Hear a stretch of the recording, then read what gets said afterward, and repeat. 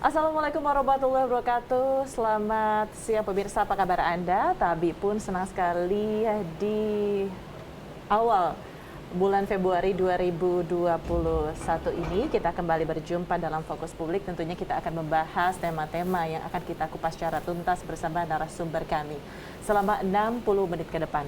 Dan tentunya juga kami akan memberikan kesempatan untuk Anda untuk dapat bergabung bersama kami. Dan hari ini kita akan membahas khusus mengenai Direktorat Jenderal Kekayaan Negara wilayah Lampung dan Bengkulu, tentunya kaitannya dengan pengelolaan barang milik negara Kanwil DJKN Lampung Bengkulu.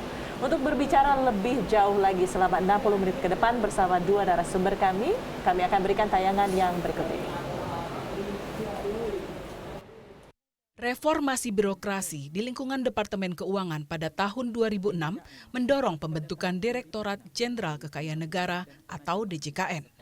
Pembentukan DJKN ini memperkuat fungsi pengelolaan kekayaan negara. Pada tahun-tahun awal berdirinya DJKN telah dilakukan penertiban barang milik negara atau BMN yang terdiri dari kegiatan inventarisasi, penilaian dan pemetaan permasalahan BMN, mengawali tugas DJKN dalam pengelolaan kekayaan negara, dilanjutkan dengan koreksi nilai neraca pada laporan keuangan pemerintah pusat atau LKPP dan laporan keuangan Kementerian Lembaga atau LKKL. Dari kegiatan ini, LKPP yang sebelumnya mendapat opini disclaimer dari BPKRI telah meraih opini wajar dengan pengecualian. Kemudian pada tahun 2017 dimulai kembali upaya revaluasi atau penilaian kembali BMN. Upaya revaluasi BMN ditujukan untuk menuntaskan visi misi DJKN sebagai berikut. Visi DJKN 2020 hingga 2024 adalah menjadi pengelola kekayaan negara yang profesional dan akuntabel dalam rangka mendukung visi Kementerian Keuangan.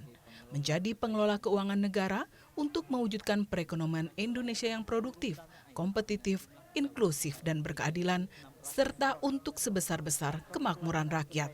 Misi DJKN 2020-2024 meningkatkan tata kelola dan nilai tambah pengelolaan kekayaan negara dan mewujudkan lelang yang efisien, transparan, akuntabel, adil, dan kompetitif sebagai instrumen jual beli yang mampu mengakomodasi kepentingan masyarakat. KPKNL Bandar Lampung memiliki wilayah kerja Kota Bandar Lampung, Kabupaten Lampung Selatan, Kabupaten Lampung Barat, Kabupaten Tanggamus, Kabupaten Pringsewu, Kabupaten Pesawaran, dan Kabupaten Pesisir Barat. Sementara KPKNL Metro dengan wilayah kerja Kota Metro, Kabupaten Lampung Tengah, Kabupaten Lampung Timur, Kabupaten Lampung Utara, Kabupaten Tulang Bawang, Kabupaten Tulang Bawang Barat, Kabupaten Waikanan, dan Kabupaten Mesuji.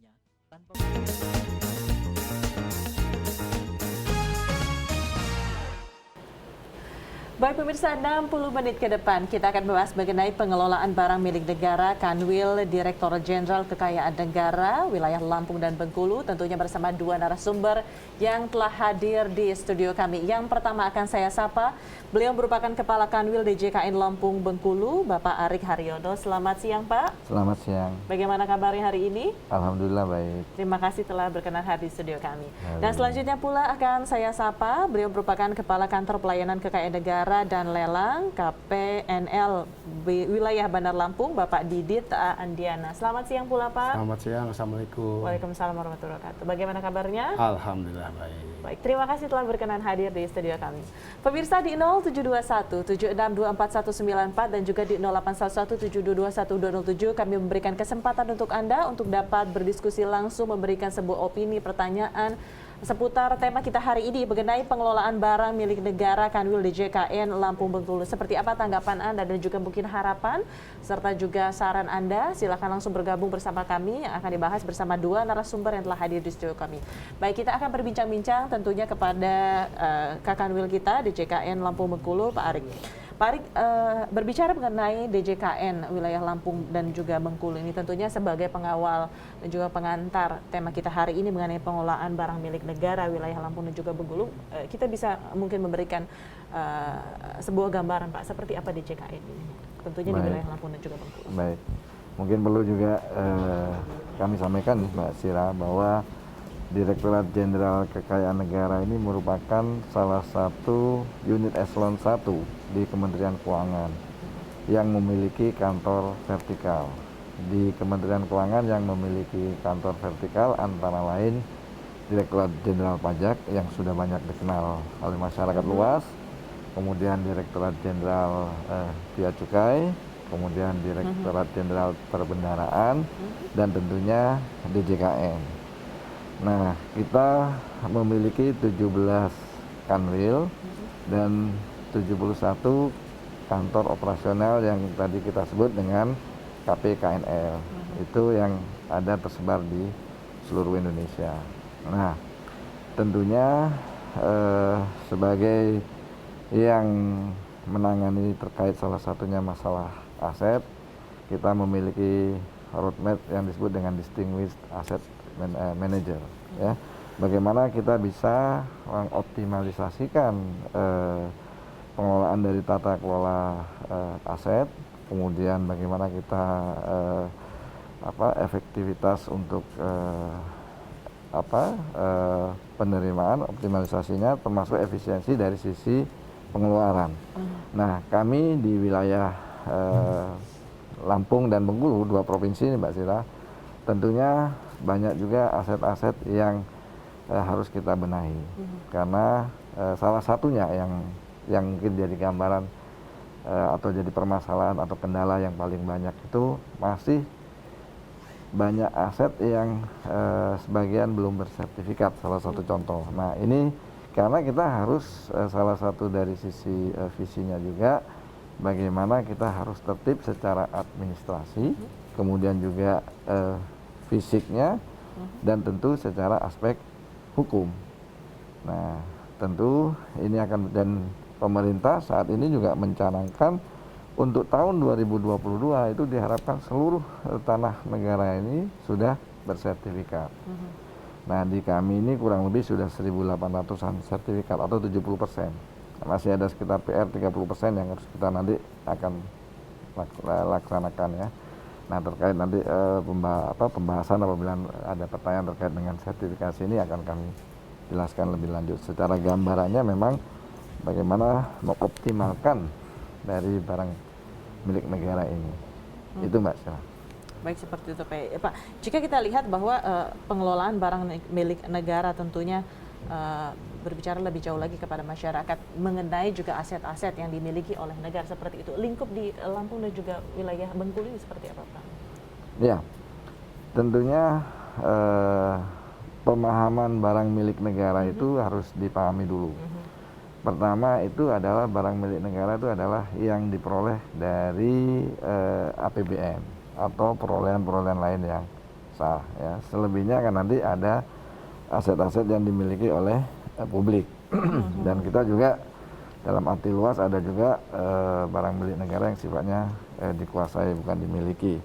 Nah, seringkali nanti yang ada benturan-benturan ini terutama terkait dengan masyarakat ya, di mana keberadaan aset negara yang kemudian karena jangka waktu lama ya tidak dimanfaatkan, ini yang kemudian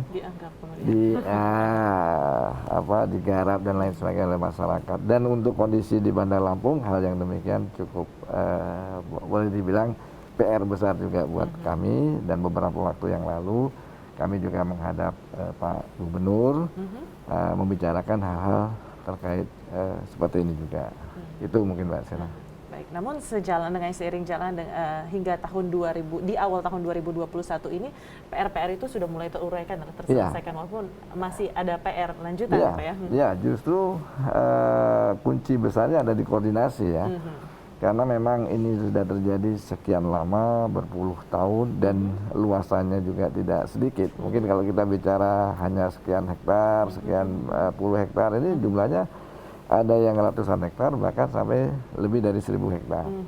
Nah, tentunya untuk menyelesaikan seperti ini kita harus banyak duduk bersama dengan elemen-elemen masyarakat, kemudian dengan tentunya pemerintah setempat, dan kami hadir sebagai negara untuk bisa menyelesaikan ini. Ini sedang kita lakukan saat ini. Baik, seperti itu. Baik, kita akan ke Pak Didit. Pak Didit, jika kita sudah berbicara tadi dengan Pak Kanwil bahwa mengenai DKN dan juga DJKN Lampung Bengkulu, nah kita berbicara mengenai KPKNL yang tadi disebutkan bahwa terdapat 71 KPKNL yang seperti itu, Pak ya? Ya, betul. Nah, selebihnya seperti apa sebenarnya KPKNL? Ya, kalau KPKNL itu adalah kantor operasional di bawah Kanwil, di mana ada 4 layanan yang kami berikan. Yang pertama adalah pengurusan piutang negara, di mana pengurusan piutang negara itu kami diberikan wewenang untuk melakukan penagihan terhadap piutang-piutang yang ada di kementerian lembaga. Yang kedua, tugas kami adalah memberikan layanan dalam hal penilaian. Penilaian baik BMN maupun barang milik daerah. Yang ketiga, kami melaksanakan kegiatan pengelolaan kekayaan negara yang tadi disebutkan oleh Pak Kanwil, di mana di wilayah kami yang 7 kota dan kabupaten tersebut, kami memberikan rekomendasi untuk pemindah tanganan maupun pemanfaatan barang milik negara. Dan terakhir adalah layanan di bidang lelang. Layanan di bidang lelang ini ada 2. Yang pertama layanan lelang eksekusi dan layanan lelang non eksekusi. Di mana layanan lelang eksekusi ini kita mengenal jaminan-jaminan hutang di bank, di mana itu satu-satunya yang dimonopoli oleh KPKNL, di mana pejabat lelang saat ini adalah pelelang sebutannya. Lelang eksekusi hanya pelelang di KPKNL yang dapat melakukan lelang. Sedangkan lelang non eksekusi itu ada yang sukarela. Misalnya ada yang mau jual mobilnya melalui kami layani. Yang kedua, lelang eksekusi wajib. Contoh misalnya penghapusan BMN melalui kami. Itu mungkin gambaran yang ada di KPKNL. Tugas fungsi utamanya itu ada 4. Jadi dari 4 itulah kadang-kadang itu kaitannya sangat erat sekali satu dengan yang lain.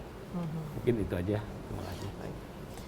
Kita ke Pak Arik kembali. Pak Arik, jika kita lihat memang untuk KPKNL tersendiri kan ini salah satunya ada di Bandar Lampung. Iya. Selebihnya di Provinsi Lampung Iya. seperti apa? Satu lagi yang di Metro ya, kemudian satu lagi di Provinsi Bengkulu. Fungsi Kanwil melakukan untuk koordinasi dan pembinaan tentunya. Nah, kami dalam hal ini dari kantor pusat itu juga memiliki target-target yang harus dicapai.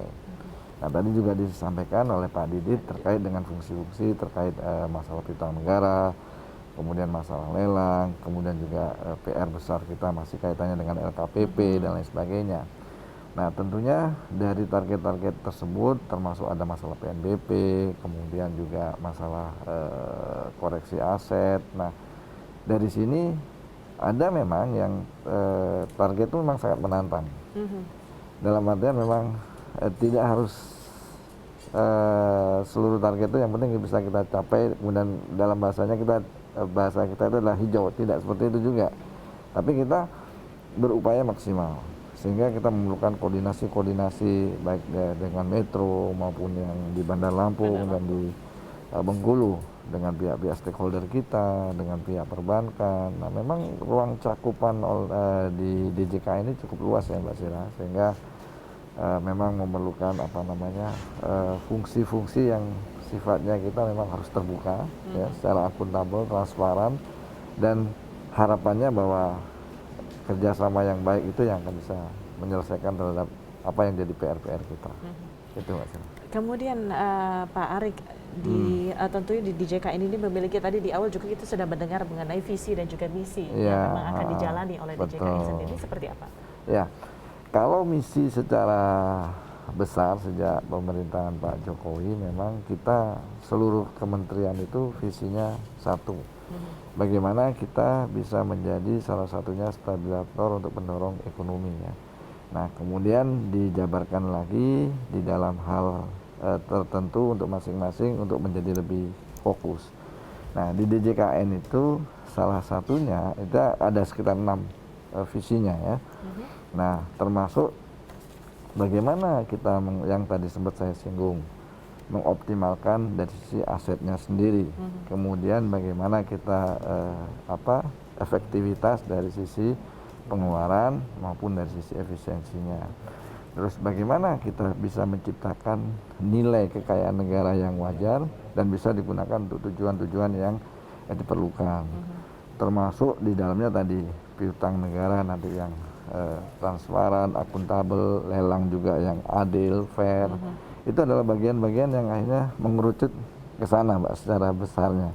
Karena Menteri Keuangan ini punya tugas dan kewajiban sebagai bendahara umum negara sangat besar sekali. Dan jangan lupa di laporan keuangan pemerintah pusat itu nanti posisi aset juga menjadi sangat besar. Walaupun dari sisi penerimaan, kalau kita bicara dari sisi Direktorat Jenderal Pajak ya, tentunya kita memang sangat jauh sekali dari sisi itu. Tetapi bagaimana peran-peran pengelolaan terhadap aset negara ini yang kemudian terus meningkat.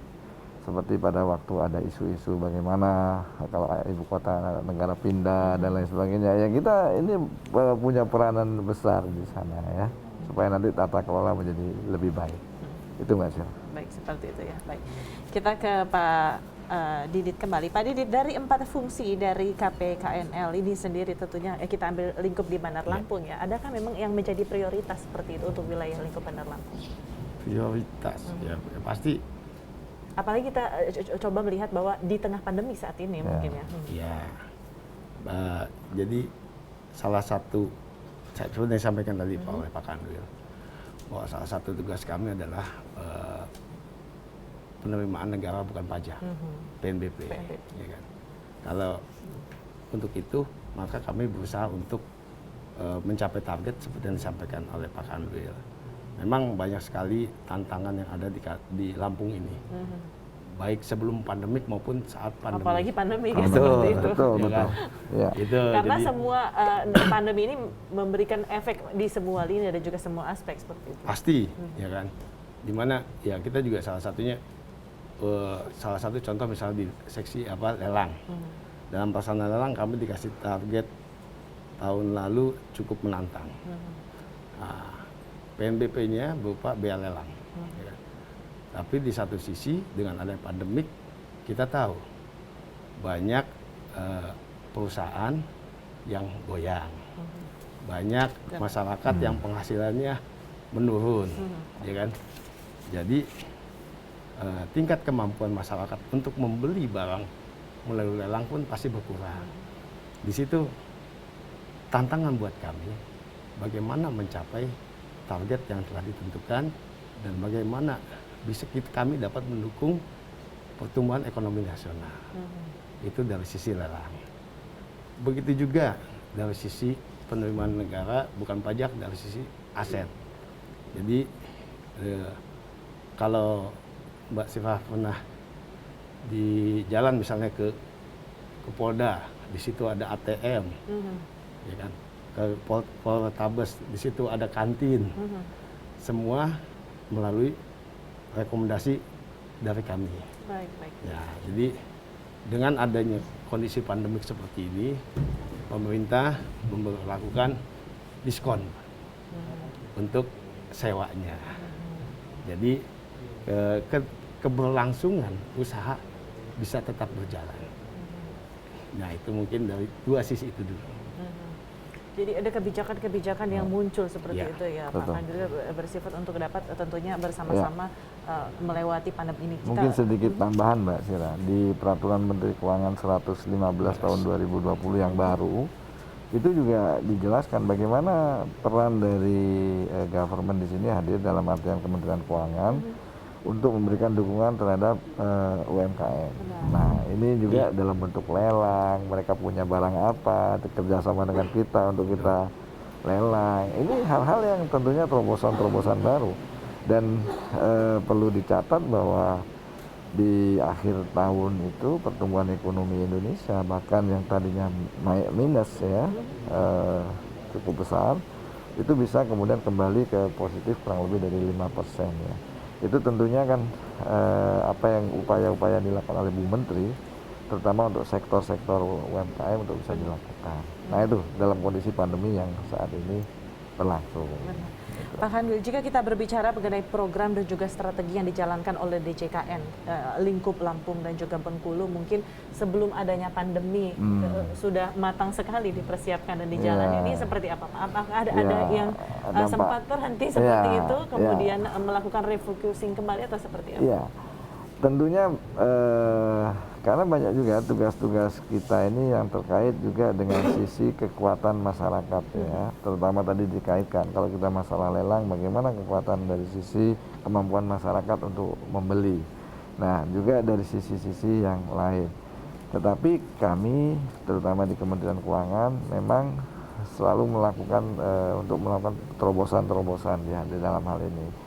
Bahkan kemudahan-kemudahan yang tadinya bagaimana kita harus bertemu langsung dengan masyarakat dan lain sebagainya itu kemudian dirubah bisa melalui pelayanan melalui online ya.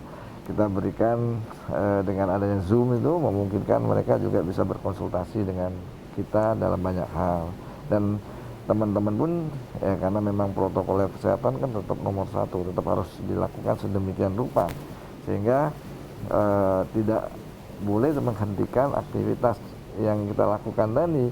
Dan terbukti justru pada ini salah satu yang secara nasional kemarin di tahun 2019 dan di tahun 2020 capaian secara nasional kita menyebutnya adalah NKO, nilai kinerja organisasi, itu lebih baik daripada 2019. Ya, itu salah satu yang diberikan penghargaan juga oleh tentunya para pimpinan, bahwasanya teman-teman semangat di levelan bawah operasional ini tetap menunjukkan kinerja yang tidak optimal mungkin. Tidak kendor gitu Mbak Sira.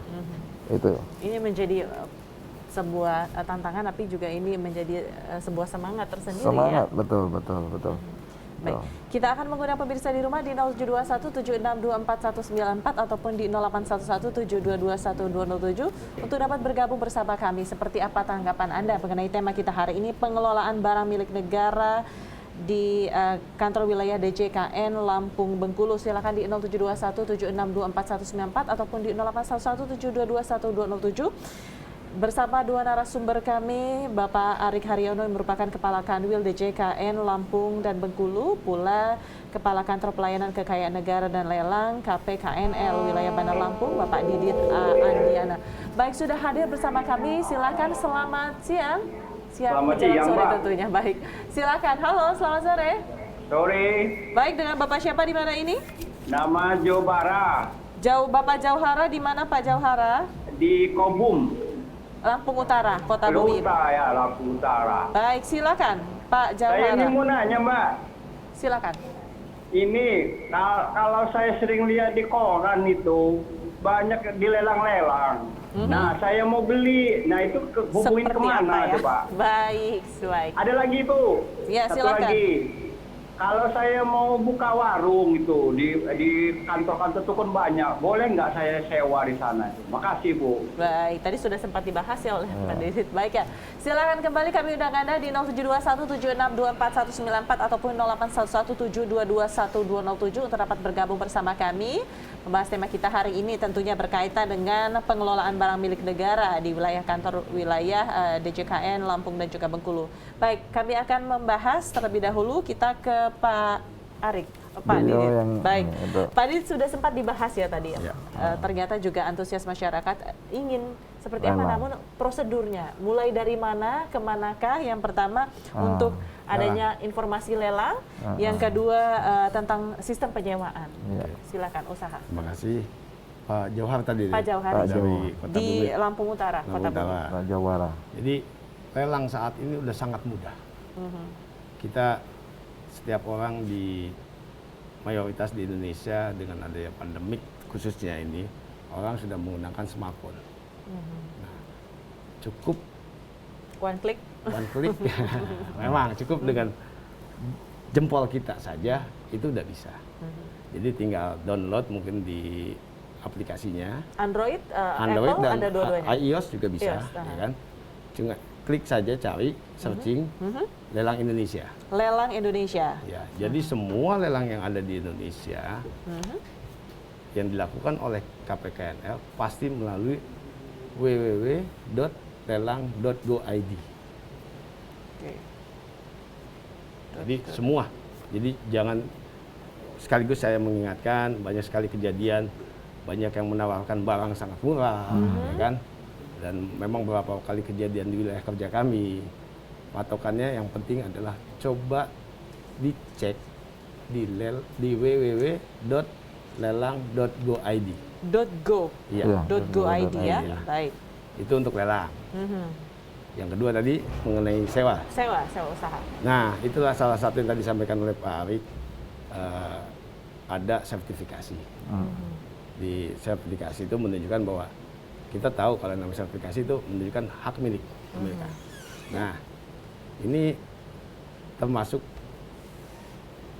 masyarakat yang ingin menggunakan aset milik negara yang saat ini misalnya digunakan oleh kementerian lembaga, itu tinggal sebetulnya datang ke kantor tersebut. Baik. Ke istilahnya kami sebutnya pengguna. Silakan ke penggunanya, ya kan, dibicarakan apakah tanah tersebut digunakan untuk tujuan tugas dan fungsi kementerian lembaga tersebut atau tidak. Jika tidak, ya tinggal mengajukan. Nanti oleh teman-teman pengguna, apabila memang dapat digunakan aset itu, baru mereka mengajukan ke pengelola, dalam hal ini bisa ke KPKNL, bisa ke Kanwil. Gitu. Boleh menambahkan sedikit Boleh, aja? silakan. Saya ingin mengambil kesempatan yang sangat spesial ini, terutama terkait dengan lelang. Saya menghimbau kepada masyarakat, jangan pernah tergoda dengan terutama melalui WA yang mengatasnamakan pejabat tertentu di lingkungan Kementerian Keuangan yang menawarkan lelang-lelang. Biasanya yang paling menggoda itu adalah lelang mobil dengan harga yang sangat miring, ya. Karena saya adalah korbannya, dalam artian nama saya paling sering banyak dipakai waktu sebelum jadi Kakanwil di Bandar Lampung. Bahkan itu sudah diproses, saya sudah mengikuti pengadilannya di Sumatera Utara, dan korbannya kalau dihitung jumlahnya jadi miliaran. Karena mereka begitu meyakinkan bahwa di DJKN itu masih ada seperti itu. Jadi dalam kesempatan ini mumpung masyarakat menyaksikan, kalau ada lelang yang kemudian apalagi harus menggunakan rekening pribadi dan lain sebagainya, itu jelas penipuan. Ini mohon sehingga tidak, karena tadi kan hampir banyak menyaksikan lelang-lelang yang seperti itu. Jadi sekali lagi berharap tolong berhati-hati sehingga tidak sampai kejadian yang serupa. Itu Mbak Sira. Baik. Lalu Pak Kanwil, seperti apa masyarakat ini ketika memang mendapatkan sebuah informasi? Kita sekarang kan dunia maya tidak bisa terbendung lagi, informasi begitu cepatnya mulai dari media sosial dan lain sebagainya. Seperti apa mereka melihat bahwa ini informasi yang valid dan juga bisa dipercaya? Tadi sebenarnya sudah disampaikan melalui dicek Langsung di melalui. www.lelang.go.id. Itu jika tidak ada di sana, itu berarti mereka pakai apa namanya seakan-akan dari Kementerian Keuangan dan lain sebagainya, tapi semua itu adalah palsu. Apalagi satu saja, saat menggunakan rekening pribadi itu sudah kata kuncinya, karena tidak akan pernah ada lelang itu menggunakan rekening pribadi dengan alasan apapun ya Mbak, karena mereka itu seolah-olah nanti akan mengaku dan kenal dengan orang yang ditelepon. Seringkali mereka akan tergodanya di situ. Bayangkan harga sebuah mobil Fortuner misalkan ya, yang harganya sekian ratus juta, dengan kondisi tertentu katakanlah cuma 100 juta atau di bawah itu, kan orang jadinya Total. kepengen, dan itu sudah banyak korbannya, Mbak. Itu sudah bertahun-tahun. Nah, ini kesempatan ini, alhamdulillah saya bisa menyampaikan ini di sini. Jadi dianggap itu dengan jalur yang lain, padahal Iya. KPKNL dan juga DJKN hanya memiliki jalur resmi Jalur melalui website resmi, seperti itu ya, jalur dan juga resmi, valid. betul, Dan betul. tidak menggunakan rekening Iya. pribadi Ya, dalam jadi- proses Iya, apapun. jadi mereka memang menggunakan masyarakat yang punya keinginan mendapatkan mobil dengan harga murah, dengan tipu daya mereka, dan mereka kemudian merasa yang menelpon adalah teman yang dikenal. Itulah yang buat mereka terjadi selalu transaksi, Mbak Sira. Ini jumlahnya tidak sedikit loh, karena saya ngalamin langsung, jadi saya tahu persis ini. Jadi mohon masyarakat lebih berhati-hati. Tetap harus melalui lelang yang memang benar. Baik. Dan kita pastikan kembali bahwa masyarakat dapat melihat valid tidaknya informasi tersebut melalui website di www.lelangindonesia.go.id. Lelang.go.id. Lelang.go.id. Iya. Baik, www.lelang.go.id untuk bisa Www. melihat lelang.go.id. bahwa memang ini adalah informasi yang valid, jadi tidak akan ada penipuan-penipuan Iya. berikutnya. Baik, kita akan kembali mengundang Anda di 072176241194 ataupun di 0811722127. Selamat sore, silakan. Halo. Ya, mau tanya Pak yang acara live di TVRI Pak. Baik, ya. Silakan, dengan Bapak siapa, di mana Pak? Halo, Ya, dengan Bapak siapa Halo. Pak? Ya, Anda sudah terhubung bersama Halo. kami. Baik, halo, baik, Anda sudah terhubung bersama kami dalam... halo. Iya, Bapak. Baik, silakan Anda menghubungi kembali di 072176241194 ataupun di 0811722107. Kembali kami menyapa Anda. Selamat sore, halo. Selamat sore. Halo. Baik, Anda sudah terhubung Ibu, dengan Ibu siapa, di mana? Ya, saya dan Sukarame, Ya, di Sukarame, dengan Ibu siapa? Mohon maaf. Aisyah. Arisa, silakan Ibu Alisa. Aisyah, Ya, silakan Ibu Alisa. Aisyah. saya mau tanya,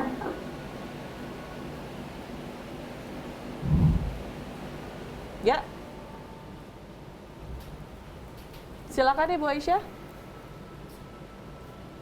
Baik, seperti jaringannya terputus, kembali kami undang Anda di 072176241194 ataupun di 0811722127 untuk dapat kembali menghubungi kami. Bersama kami telah hadir dua narasumber yang tentunya bersama-sama akan membahas pertanyaan dan juga seputar opini Anda mengenai tema kita hari ini, pengelolaan barang milik negara. Silakan di 072176241194 ataupun di 0811722127. Halo.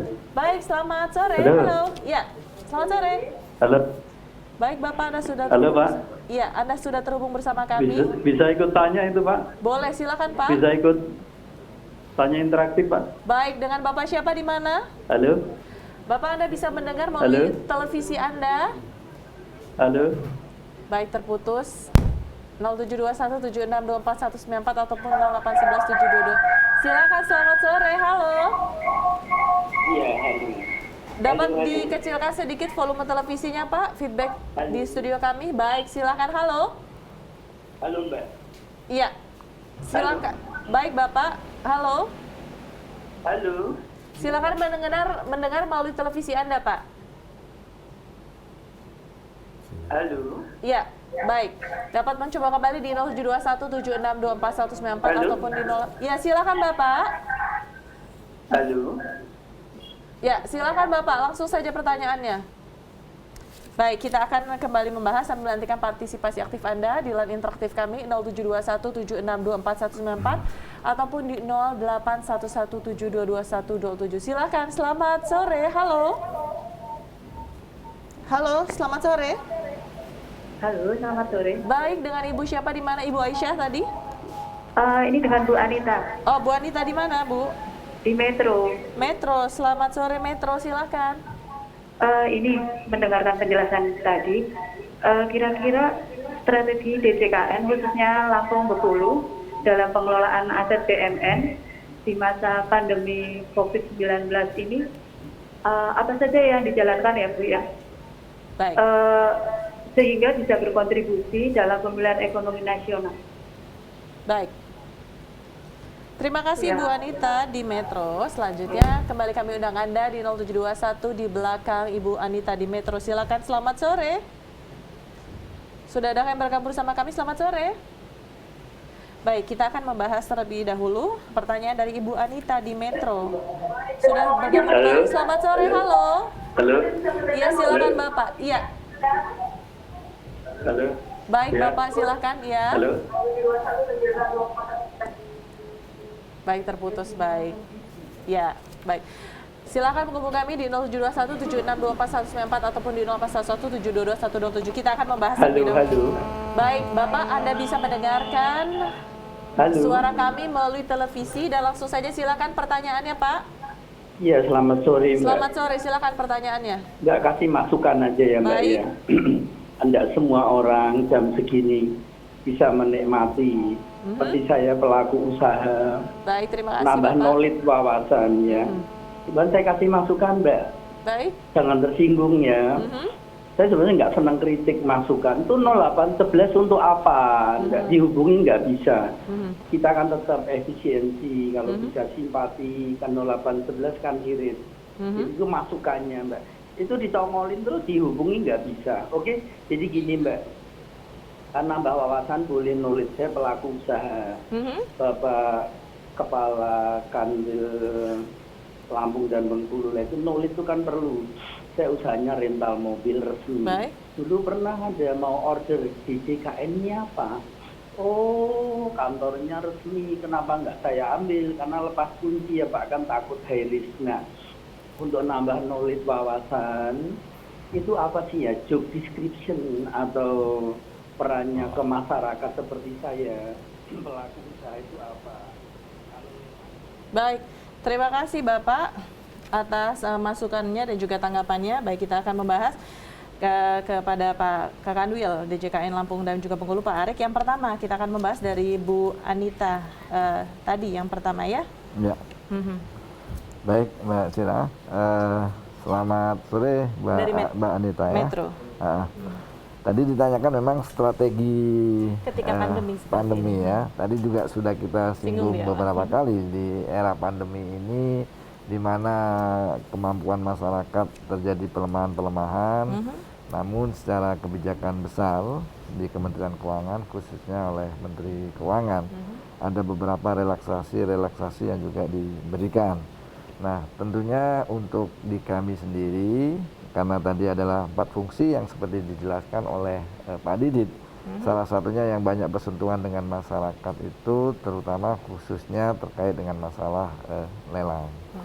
Nah, di mana kami melakukan salah satunya tadi apa sih dari produk yang mereka buat itu yang kemudian bisa kita infokan kepada masyarakat untuk membantu. Yuk kita sama-sama menghidupkan pertumbuhan ekonomi ini.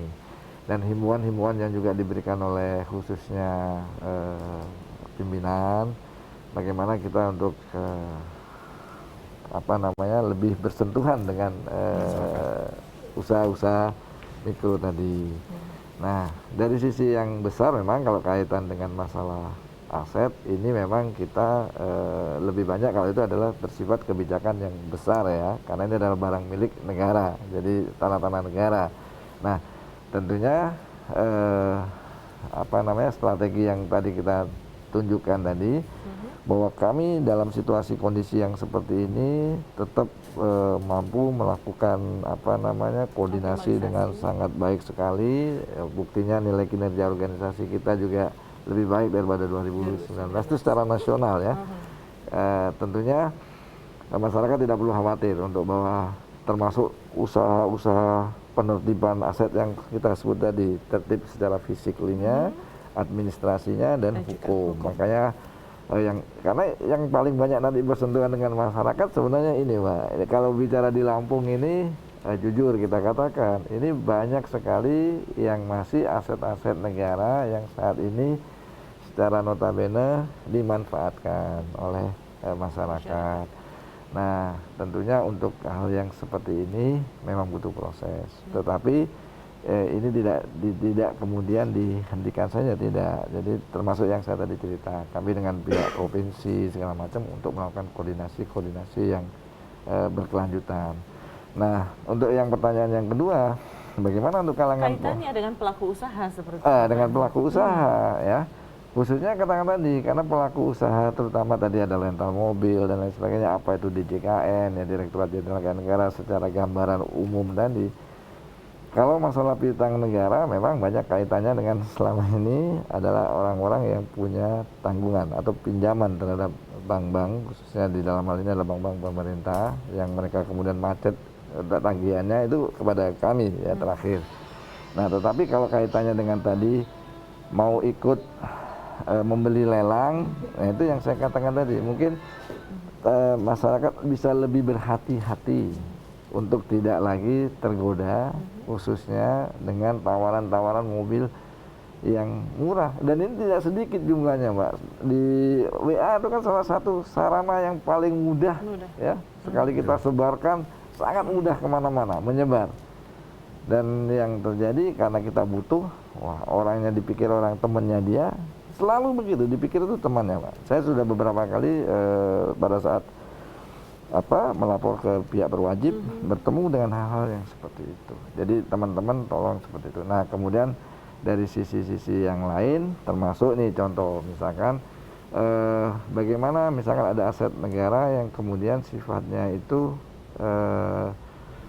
yang ex BPPN dan lain sebagainya, itu kan ada yang harus kita manfaatkan. Nah, bagaimana nanti kalau mereka misalkan ingin menyewa dan lain sebagainya, itu nanti bisa datang ke kantor kami untuk bisa mendapatkan penjelasan-penjelasan yang lebih detail, karena ada beberapa aset yang dalam kategori yang seperti itu, Mbak Sira. Mungkin Mbak Didit kalau mau tambahkan lebih detail mungkin Pak, seperti silakan. apa alur yang mestinya pertama kali dilakukan seperti itu ketika memang para pelaku usaha ingin lebih dalam lagi kepada KPK. Para pelaku usaha seperti tadi harus kemana, seperti itu masih dipertanyakan kembali oleh masyarakat. Yang pertama kali memang dengan tadi caranya memang masuk kepada dalam website untuk lebih mengetahui informasi. Ya, di kami kalau untuk lebih ingin tahu lebih DJKN, kan ada portal DJKN kan Pak ya, itu di www.kemenkyu.djkn.go.id ya kan. Nah, itu banyak yang lebih, kalau untuk lebih mengetahui lebih dalam di portal kami itu lebih jelas Pak. Cuman untuk khusus wilayah Lampung ya kan, kami ini khusus yang tadi seperti disampaikan oleh Pak Kanwil terkait 115 itu untuk UMKM Bu. Jadi UMKM itu dikasih kesempatan untuk masuk yang tadinya tidak bisa masuk lelang di tempat kami, dibuka kerannya, dibuka dibuka kesempatan untuk lelang di tempat kami. Dan alhamdulillah tahun lalu kami melelang dari keripik sampai baju khas Lampung ya, yang apa? Yang ada tapis. Jadi ini salah satu bentuk upaya dari DJKN tadi ada dipertanyakan untuk seperti apa membangkitkan perekonomian. Plus sama kemarin kami di Kementerian Peduli, kami diminta untuk berbelanja kepada warung-warung di sekitaran kantor kami. Nah, dan ini alhamdulillah memang sebelum Kementerian Keuangan itu udah ada Kementerian Keuangan Peduli, KPKN Bandar Lampung, kami sudah ada kegiatan hal yang sama. Jadi kami belanja kepada warung-warung di sekitar kantor dan hasil barang yang dibeli itu alhamdulillah disampaikan ke yang lebih membutuhkan. Baik. Jadi langsung secara tidak langsung kami membantu warung-warung yang ada di sekitaran kantor kami. Jadi ini adalah tindakan aksi sosial yang juga hasilnya juga dikembalikan lagi atau diberikan donasi kembali untuk kepada yang sosial kembali. Baik, seperti itu Kementerian ya. Keuangan Itu udah langsung peduli. dari Kementerian Keuangan. Ya, atas nama. Itu udah dari Kementerian Keuangan memerintahkan seluruh kantor yang ada di Indonesia untuk melakukan Kemenkyu peduli. Dan Gitu. untuk wilayah Lampung dan Bengkulu sebelum secara legal seperti itu sudah melakukannya Sudah, ya. ya. Baik, Alhamdulillah. luar biasa, hebat sekali. Ya. Baik, kita ke Pak Kakanwil kembali. Ya. Pak Ari, jika dilihat bahwa memang kita hubungannya dengan keuangan ini tentunya harus profesional, transparan seperti itu, bebas dari yang anggapan masyarakat mengenai korupsi dan lain sebagainya seperti itu. Ya. Nah, ini seperti apa upaya juga yang dilakukan oleh DJKN Lampung Bengkulu untuk hal Baik. tersebut? Besok ya kami kan kita punya 3 kantor ya untuk operasional. Itu akan mencanangkan zona integritas ya wilayah bebas korupsi atau WBK. Nah, WBK ini kenapa harus dilakukan? Itu sesuai dengan peraturan pemerintah nomor 10 tahun 2019 sebagaimana pengganti dari 52 ya tahun 2014 bahwa seluruh instansi pemerintah itu harus memberikan pelayanan yang sebaik-baiknya kepada publik dan harus disampaikan secara terbuka bahwa kita itu tidak boleh menerima. Nah, ini sekarang ini jelas ya. Tidak boleh menerima dalam bentuk apapun yang itu dikategorikan sebagai bentuk kalau kita bilang semacam suap, korupsi, nepotisme dan seperti itu. Bahkan nanti ada gray area, kadang karena kita sudah bersahabat dekat pun, kadang ini biasa kita lakukan, kita memberikan partai itu sekarang sudah makanya kita umumkan kepada publik. Dan tentunya yang paling utama, Mbak Sira, kami sekarang sebagai instansi pemerintah selalu dituntut nih, nanti masyarakat kan fungsinya adalah mitra kita. Masyarakat tuh boleh melaporkan, ya. Misalkan ya, Bapak ini hanya berteori saja nih, ternyata masih ada staf Bapak yang begini-begini, itu silahkan dilaporkan segera. Ya, kami tentunya akan memproses dan sesuai dengan ketentuan yang berlaku, karena dengan zona pencanangan tadi sudah declare ini ke publik. Jadi jangan berharap lagi, mohon maaf nih ya, misalkan untuk supaya mendapatkan pelayanan lebih cepat karena ngurus sesuatu Katanya atau pakai supaya orang dalam nih, Pak, gitu. misalkan atau diprioritaskan, ini sudah tidak boleh lagi. Jadi kami besok Kanwil, kemudian Besok KPKNL ya, Pak, ya? besok ya. KPKNL Bandar Lampung maupun satu lagi yang Bengkulu. Yang satu lagi untuk Metro itu karena sudah berhasil memperoleh predikat WBK-nya, ada satu lagi tahapan itu namanya WBBM ya. Wilayah birokrasi bersih dan melayani. Itu tahapan yang selanjutnya. Dan ini saya rasa merupakan reformasi birokrasi yang harus dilakukan supaya, dan ini tidak opsional. Seluruh instansi pemerintah pada waktunya harus melakukan itu. Kalau kita bicara ini sudah 10 tahun dari 2010 ya. Tapi sekali lagi masyarakat tentunya karena menjadi mitra kami, ya justru kami menunggu masukan-masukannya. Ya seperti tadi diberikan masukan dan lain-lain. Kami fungsi melayani kan seperti itu ya Mbak Sira ya. Nah, itu melayani dan juga menerima menerima masukan-masukan tentunya untuk sesama membangun. Betul. Seperti itu. Baik, silakan Pak Didit mungkin ingin mendapatkan seperti apa upaya kita dalam mewujudkan untuk esok hari ya, besok. wilayah Besok. bebas korupsi. Dan juga tadi memang sudah ada yang masuk ke dalam WBBM, wilayah bebas. Iya, wilayah birokrasi bersih dan melayani. Oke. Seperti apa Pak Didit? Saya tambahkan sedikit aja. Memang seperti disampaikan di Pak Kanwil bahwa besok kita ada pencanangan pembangunan zona integritas menuju wilayah bebas dari korupsi, ya kan? Nah itu dimana jika kita sudah melakukan itu, diharapkan nanti kita tidak hanya bebas dari korupsi, tapi juga adanya peningkatan layanan. Ada peningkatan layanan. Jadi karena selama ini mungkin kita ini selalu bekerja, berusaha semaksimal mungkin, seoptimal mungkin, menganggap apa yang kita lakukan itu sudah benar. Tapi sesuatu itu kalau belum diuji dari pihak yang luar, dari yang yang punya kewenangan untuk mengujinya, kan kita belum tahu apakah layanan yang kita berikan itu sudah benar. Itu. Jadi tujuan dari pembangunan ZI menuju WBK itu adalah ada dua sebetulnya.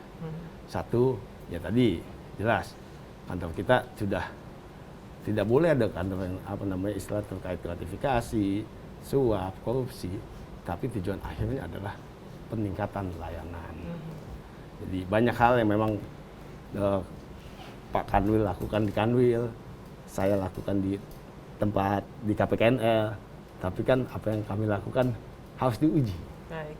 Supaya apakah benar kita sudah meningkatkan layanan, salah satunya. Nah, Pak Kanwil, nanti kita melihat indikator keberhasilan kita harapkan seperti apa? Ya, indikator keberhasilannya gini ya. Setiap kinerja itu kan ada namanya standar operating prosedurnya, SOP-nya. Ini contoh sederhana. Yang paling banyak dikeluhkan oleh masyarakat, ya ini sudah terjadi secara umum. Ya, bahkan kita pada saat di level pusat pun pada saat melakukan suatu event ada Bu Menteri itu dia ada yang menyampaikan, mohon maaf nih contohnya, Pak kami mengajukan katakanlah tadi ya kerjasama pemanfaatan ataupun apa, ini dari Satker nih, yang notabene secara aturan itu misalkan katakanlah 1 bulan harusnya proses itu. Tetapi ini faktanya kok bisa sampai bukan hanya berbulan, sudah berganti tahun misalkan gitu ya Mbak Sira. Nah, hal-hal seperti ini keluhan-keluhan ini sudah tidak boleh ada lagi. Kalau ada lagi berarti artinya yang disampaikan oleh Pak Didi tadi, pelayanan publiknya tadi belum berjalan dengan maksimal. Bahkan kalau bisa tadi 3 hari, kenapa misalkan tidak dibuat 2 hari atau 1 hari bahkan. Nah, tuntutan inovasi-inovasi yang diperlukan bahkan di BPN pun sekarang ini yang perlu teman-teman juga ataupun masyarakat ketahui, adanya ide untuk membuat nanti bahwa sertifikat juga akan dibuatkan secara elektronik. Nah itu artinya apa, proses juga cepat dan lain sebagainya, dan ya, ini semua adalah bentuk-bentuk dari inovasi pelayanan publik. Dan di kami pun selalu diadakan semacam lomba juga untuk itu, Mbak Sila, jadi agar terpacu ya, pokoknya masyarakat menjadi rajanya lah, karena kita memang melayani, fungsi melayani tadi seperti pemahamannya adalah seperti itu diharapkan Mbak. Dan kita harapkan memang indikator keberhasilannya jadi akan kalau cepat indikatornya tercapai. masih banyak yang masyarakat yang komplain ya berarti indikatornya kita belum maksimal. Kenapa? Ya kalau berhasil ya jangan komplain dong. Kenapa? Karena semua sudah kita ini kan. Bahkan sampai kepada mereka mengatakan terima kasih karena memang sudah diberikan pelayanan dengan sebaik mungkin.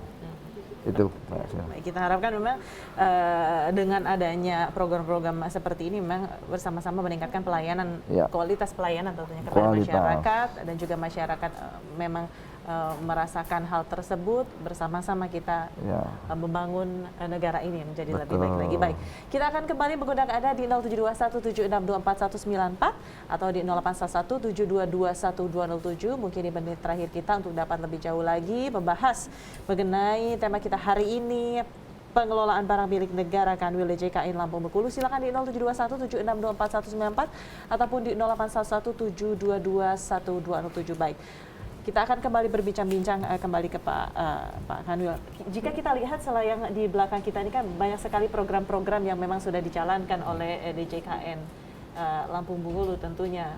Seperti tadi ada mengenai juga bekerja sama dengan ITERA seperti itu ya Pak. Ini seperti apa Pak? Program-program yang sudah dijalankan dan tentunya akan menjadi prioritas kembali. Baik. Satu hal yang perlu kami sampaikan kepada masyarakat terkait dengan kerjasama dengan ITERA ya. Ini menjadi satu hal yang membanggakan tentunya bagi masyarakat khususnya di Provinsi Lampung ya. Kenapa? Karena ITERA ini menjadi satu-satunya universitas di Indonesia yang pertama loh yang menggagas yang namanya pembangkit listrik tenaga surya ya. Dan bahkan kami bertemu dengan rektor dan teman-teman di sana. Ini akan menjadikan satu kiblat untuk kampus-kampus yang lain atau universitas yang lain bahwa kita sudah energi yang terbarukan, energi yang ramah lingkungan dibandingkan dengan menggunakan yang tadi ya mengakibatkan ozon dan lain sebagainya. Dan apa yang dilakukan dengan ITERA ini, gagasan-gagasan baru, bahkan ke depan untuk tahun 2021 kami juga ada sedikit baru di awal pembicaraan-pembicaraan yang akan melangkah lagi lebih jauh. Ini seperti itu Pak Sira. Jadi membanggakan loh ya, dan kami juga sudah presentasikan itu ke kantor pusat terkait dengan pengelolaan aset bahwa ini adalah menjadi leader untuk di Indonesia. Dan ini juga menjadi inovasi yang dilakukan oleh DJKN. Inovasi yang baik. Diharapkan menjadi project leader juga Pak ya untuk ya, itu akan sangat bermanfaat khususnya bagi tadi energi terbarukan. Baik. Pak Arik dan juga Pak Didi, tanpa terasa kita sampai di penghujung acara ini. 60 menit memang waktu yang sangat singkat membahas mengenai pengelolaan barang milik negara kita. Baik, silakan Pak Didi selaku Kepala Kanwil Pelayanan Kekayaan Negara dan Lelang KPKNL Bandar Lampung untuk memberikan closing statement hari ini. Closing statement terkait saya penekanannya tadi sama begini Pak Arik, karena kami ini salah satu yang digunakan namanya, ya kan? Digunakan namanya untuk penipuan. Berhati-hatilah dalam bertransaksi dengan lelang, gunakan dengan bijak handphone, melihat di www.lelang.go.id, karena lelang di KPKNL Bandar Lampung hanya menggunakan situs itu. Terima kasih. Resmi. Ya, resmi. Baik. Terima kasih Pak Didit. Selanjutnya silakan Pak Kanwil untuk memberikan mungkin pesan-pesan dan juga closing statement-nya hari ini. Closing statement dari saya sederhana, jangan pernah letih mencintai negeri ini. Artinya, mari kita bersama-sama untuk selalu memberikan yang terbaik, Mbak Sira. Baik dari sisi tadi ya, tertib untuk pengelolaan aset, ya, terutama sertifikasi, dan tentunya nanti program ke depan karena akan ada penertiban-penertiban tadi, ya masyarakat untuk bisa lebih memahami bahwa fungsi negara hadir untuk memberikan yang terbaik untuk bangsa dan negeri ini, tadi sebagai penggerak pertumbuhan ekonomi, dan tentunya yang paling akhir adalah sebesar-besar untuk kemakmuran rakyat. Itu mungkin closing dari saya. Terima kasih. Baik, terima kasih sekali lagi Kepala Kanwil DJKN Lampung dan juga Bengkulu Bapak Arik Haryono, dan juga Kepala Kantor Pelayanan Kekayaan Negara dan Lelang KPKNL Wilayah Bandar Lampung Bapak Didit Andiana. Terima kasih sekali lagi. Mudah-mudahan apa yang telah kita sampaikan hari ini tentunya bermanfaat bagi masyarakat. Dan pemirsa, inilah akhir perjumpaan kita dalam Sudut Pandang. Jika mengutip dari Pak Kanwil tadi bahwa jangan letih kita untuk membangun negeri, karena jangan tanyakan apa yang negara berikan kepada kita, tapi apa yang telah kita berikan kepada negara untuk bersama-sama membangun negeri. Saya Isura, sampai berjumpa pada Sudut Pandang berikutnya. Wassalamualaikum warahmatullahi wabarakatuh. Waalaikumsalam warahmatullahi wabarakatuh. Terima kasih.